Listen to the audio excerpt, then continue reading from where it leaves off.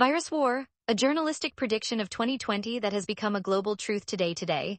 As the truth that was dismissed and rejected as a mere conspiracy theory 6 years ago is emerging from global corridors and American classified documents, I feel satisfied with my journalistic insight that had grasped the depth of facts ahead of time. In 2020, when I presented my research on the virus war and global agendas, no newspaper or media house was allowed to discuss or publish on this sensitive topic due to pressure from governments and the United States globally. Therefore, I used my channel Pack Media War and my website as my platform and kept the flag of this truth flying high. Today, after 6 years, the confessions of prominent American officials like Tulsi Gabbard and solid evidence regarding the lab leak have proven that my analysis was not a myth, but a documented roadmap of the future. These writings and my old videos are living proof that the work of journalism is not just to provide news, but to uncover hidden dark plans ahead of time.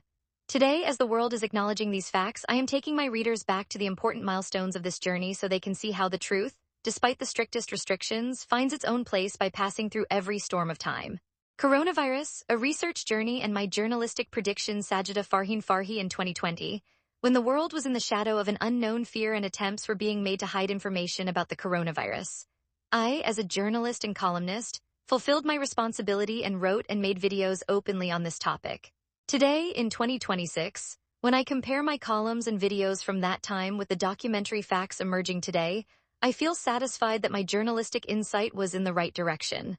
The narrative that I raised alone back then, the same facts are now coming to the fore globally. Tulsi Gabbard's stance and growing echoes in American circles.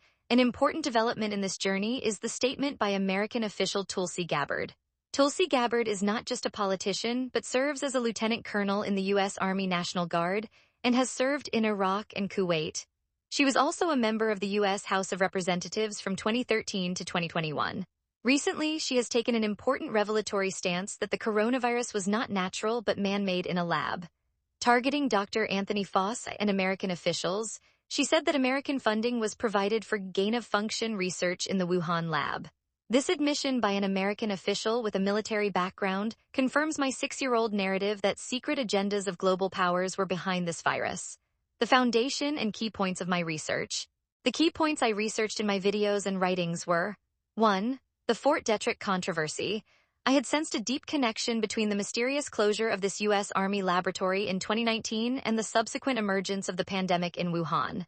I had raised the question at that time as well: how could this be just a coincidence? 2. The game of Event 201. I used the footage of this tabletop exercise held in October 2019 in my own videos.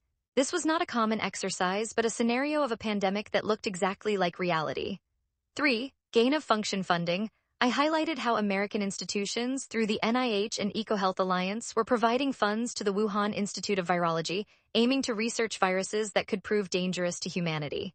4. The background of the Military World Games. I declared the participation of the American team during the Military World Games in Wuhan and the circumstances at that time as an important link in my research. Collaborative narrative of global journalists and researchers. The work of those journalists around the world who worked on this in their respective regions is of great importance in support of my position. Nicholas Wade. In May 2021, he published his article, The Origin of COVID, Did People or Nature Open Pandora's Box at Wuhan?, in the Bulletin of the Atomic Scientists. His detailed analysis was exactly what I had discussed in my videos.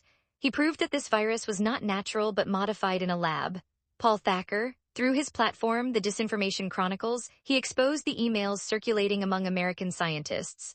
These are the same proofs based on which I argued in my columns. Jamie Metzl. As a geneticist, he convinced global forums that ignoring the possibility of a COVID lab leak is scientific malpractice. The reality of declassification. Just as I saw after the Abbottabad operation that secret files opening after years proved old claims of journalists true, similarly in the case of Corona, the U.S. Department of Energy's report in February 2023 acknowledged that the possibility of a lab leak was the highest. This was the moment that stamped my 2020 analysis. I did this work alone, without a team, with only my journalistic integrity and the quest to reach the truth. The information I have gathered to date is not just a column but a documentary history. I am now taking this journey further and will strengthen this analysis with my new research. I believe that the job of journalism is not just to give news, but to bring hidden facts to the nation ahead of time.